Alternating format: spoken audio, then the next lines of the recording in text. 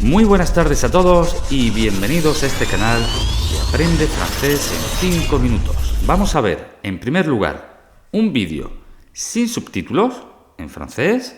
En segundo lugar, vamos a volver a ver el vídeo, pero esta vez con subtítulos en francés. Para terminar, veremos el mismo vídeo con subtítulos en francés y subtítulos en español.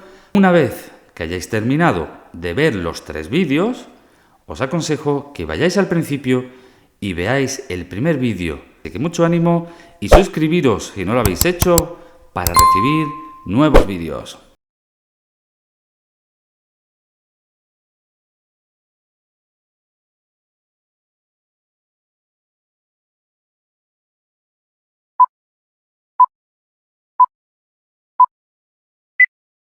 Anto Cocagne, traiteur, pour beaucoup, c'est pas vraiment considéré comme un métier à part entière, au même titre que chef dans un restaurant, vous qui êtes diplômé d'une école de cuisine.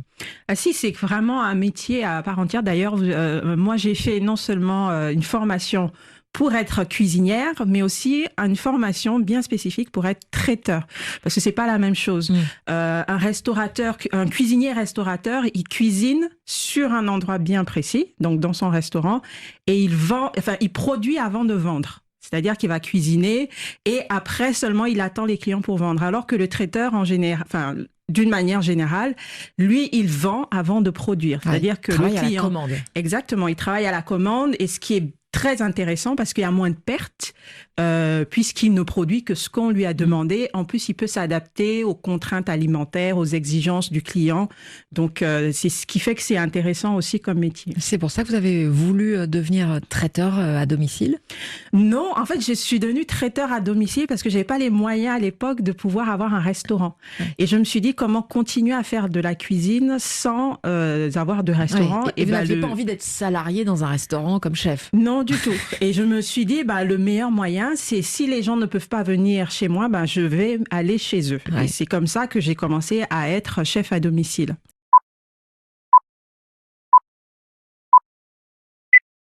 Anto Cocagne, traiteur, pour beaucoup, c'est pas vraiment considéré comme un métier à part entière, au même titre que chef dans un restaurant, vous qui êtes diplômé d'une école de cuisine.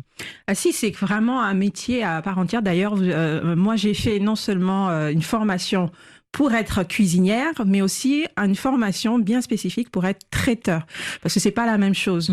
Un cuisinier restaurateur, il cuisine sur un endroit bien précis, donc dans son restaurant, et il produit avant de vendre. C'est-à-dire qu'il va cuisiner et après seulement il attend les clients pour vendre. Alors que le traiteur, d'une manière générale, lui, il vend avant de produire. C'est-à-dire que le client, à la commande. Exactement, il travaille à la commande et ce qui est très intéressant parce qu'il y a moins de pertes puisqu'il ne produit que ce qu'on lui a demandé. En plus, il peut s'adapter aux contraintes alimentaires, aux exigences du client.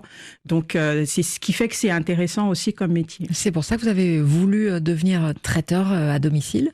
Non, en fait, je suis devenue traiteur à domicile parce que j'avais pas les moyens à l'époque de pouvoir avoir un restaurant. Ouais. Et je me suis dit comment continuer à faire de la cuisine sans avoir de restaurant. Ouais. Et vous n'aviez pas envie d'être salarié dans un restaurant comme chef? Non, du tout. Et je me suis dit, le meilleur moyen, c'est si les gens ne peuvent pas venir chez moi, je vais aller chez eux. Ouais. Et c'est comme ça que j'ai commencé à être chef à domicile.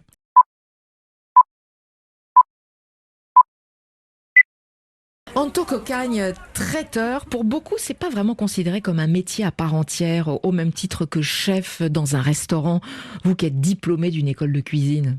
Ah si, c'est vraiment un métier à part entière. D'ailleurs, moi, j'ai fait non seulement une formation pour être cuisinière, mais aussi une formation bien spécifique pour être traiteur. Parce que c'est pas la même chose. Un cuisinier restaurateur, il cuisine sur un endroit bien précis, donc dans son restaurant, et il produit avant de vendre. C'est-à-dire qu'il va cuisiner et après seulement il attend les clients pour vendre. Alors que le traiteur, d'une manière générale, lui, il vend avant de produire. C'est-à-dire que le client, à la commande. Exactement, il travaille à la commande et ce qui est très intéressant parce qu'il y a moins de pertes puisqu'il ne produit que ce qu'on lui a demandé. En plus, il peut s'adapter aux contraintes alimentaires, aux exigences du client. Donc, c'est ce qui fait que c'est intéressant aussi comme métier. C'est pour ça que vous avez voulu devenir traiteur à domicile?